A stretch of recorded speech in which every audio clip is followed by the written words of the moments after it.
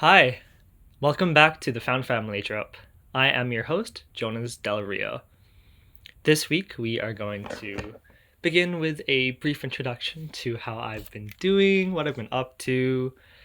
Then we're going to talk about the written component of this, which is the short written reflection about my office hours.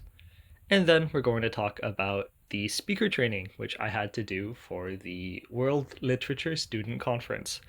And I'm going to talk about a couple of people that I met during that. And, well, I guess I'm going to probably segue that into my love of Alexander Hamilton, a American musical.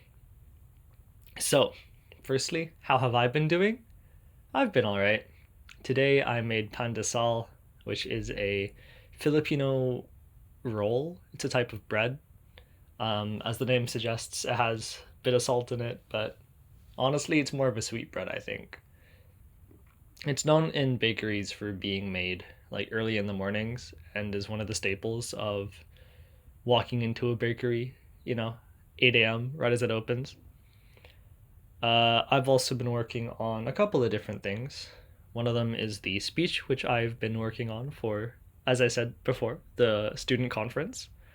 I'm excited for it. I think this is my best draft so far, but I will admit it has been a pretty difficult process. Uh, I think words are kind of cheap sometimes, and it can really frustrate me if I feel I am not getting out of words what I want to. I think I'm trying to say that writing is very much a process, and it's very much ramming your head into a wall sometimes. It feels like I had to make the 20 bad drafts that I made, or probably more than that, honestly, to get to finally a speech that I can be sort of happy with. But we'll figure it out. The conference is on the 28th. I think that's the Thursday, so it's coming up pretty quickly. So if you want to come see me and some of my peers give speeches, please come. It's gonna be a cool thing. Uh, Although keep in mind it's a bunch of university undergraduates giving speeches with like maybe 2 sessions of training. So don't get your hopes up too much. Don't think I'm gonna have the best speech, but I'm gonna have one. Ooh, a little bit of foreshadowing actually. That's so fun. But with that said, let's get into what we what is going to be the main meat of this episode. As I mentioned, in my office, in the written portion of this, we talked about the office hours I had with my professor, where we had to discuss a piece of in class writing I submitted to him. Part of that is also discussing with him if I am going to be submitting a speech for the student conference. And it is something which I ended up committing to because the found family trope and all, I needed something to write about, so here I am. And part of my obligations was to attend a speaker training session for about an hour and a half with a couple of other students, and I wasn't really that ready for it. I had to give a early version of my speech, which I'd printed it out because I figured something like that might happen. But whenever I stand up to give a speech I haven't thought too much about, it can really be a dampener on my mood. I felt like my speech was really good when I first wrote it, and I had been pretty proud of it, but I don't know. I went last, so I felt really silly after hearing all my peers' lovely speeches and, well, showing up with whatever the steaming hot pile of shit mine was. I don't know if I want to swear in this. I'm committing to it. I'm swearing in this. I'm so sorry. But it was an experience. On the way there, I bumped into somebody from my tutorial and I struck up a conversation with them and learned a little bit about them. And in addition to this person that I met, who we'll be calling F, I met a I met two other people for the speaker training at the same time. So I heard three other speeches, all of which were better than mine, and got to learn a little bit about who my peers will be as the student conference goes on. Now, I'm not the most natural conversationalist, but the thing about me is that I tend to be one of the more extroverted introverts. That's to say that social interaction can really tire me out, and it is not my strong suit. But if push comes to shove and I feel too awkward about silence and waiting in front of a door for my professor to come there, and just standing in front of somebody who I kind of know but like haven't had a conversation with before, I'm not gonna let that slide. So I end up asking F if they were there for the student conference, asked them a little bit about their major. We ended up both being English majors who have a particular interest in linguistics. I think that they wanted to take it into a major, but I'm only looking at a linguistics minor right now, although maybe a double major would be fun. I do really enjoy linguistics. Talked about what courses we had going on. It's very typical university small talk, which I suppose is cliche, but honestly, if it ain't broke, don't fix it, I feel sometimes. I think that people dislike the question, oh, what's your major, a little bit too much. Of course, I'm going to ask somebody about what they're passionate enough about to come to school for. That's interesting to me.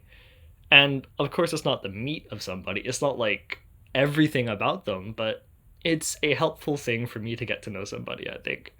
And I do rely on it. Maybe a bit too much, but I do rely on it.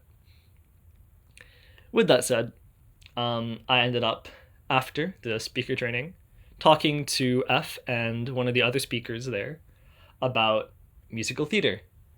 One of the speeches was written about, I think it's called Hadestown. Yeah, Hadestown.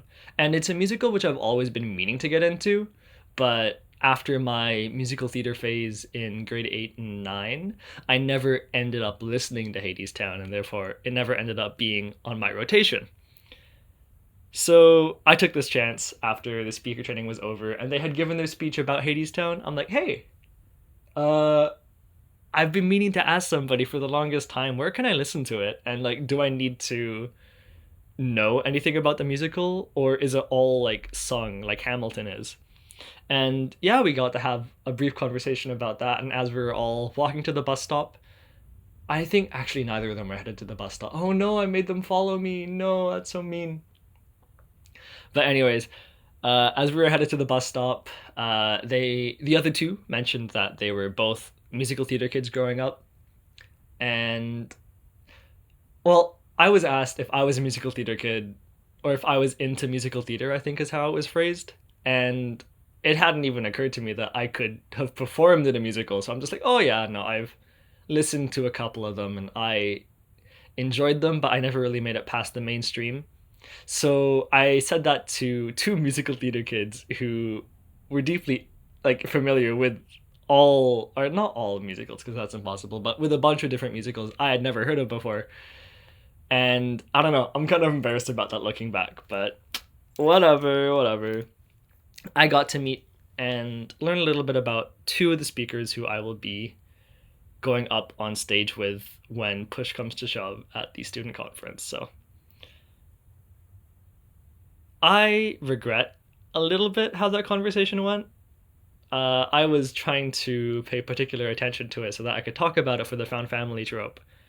But in the time between that conversation and now, and mulling on that one conversation, that's never healthy for me. Because I'm really self-critical about how my conversational skills go sometimes, and I really don't like how I handled musical theater. But the main moral of this podcast for today is that even though I'm not too happy with how my conversations went that day, I feel like I'm being way too self-critical and that these people probably have a decently positive-ish opinion about me just because I talked to them and I shared some of myself with them in my speech and listened to their speeches. It's a level of forced vulnerability, which I do think is good for making friends. I've never felt more baselessly close to people than I have in educational settings, like high school, university, elementary school. All of those have kind of been I get way too much out of being next to people and not talking to them. And that's enough sometimes for me to consider them friends. So I don't know if I'll keep on seeing these people and keep on talking to these people, but regardless, I'm happy that I met them and I hope the best for them. I wish the best for them. And I can't wait to see the final versions of their speeches. So, with that said, I'm going to wrap up the found family trope. A little bit above 10 minutes this time, but hopefully nobody minds. Sorry if you are trying to be a dedicated viewer of this channel, or I guess project. I don't even know what vocabulary I've been using for this. This one feels a little bit more casual. I'm trying to just be more confident. I've read a little bit about podcasting, and I feel like I've went too fast, but at the same time, uh, that's just how I speak. I'm so terribly sorry. The other part is that I'm very inconsistent with my upload times. I promised on my promotional iconography and shit that I was going to post at 12 p.m. PST every day that I promised to post. And that was a lie. Hopefully, me coming closer to my microphone actually came through there. But yeah, I'm gonna try and get better at that. I've been busy this week, as I mentioned, with the speech. I'm really nervous for that, by the way. So, ooh. But hopefully, I'll be more consistent in future weeks, and I look forward to seeing you again next week if you choose to show up. So, that's been the Found Family Trope with Jonas Del Rio. Thank you for tuning in, and I'll see you next week. Bye!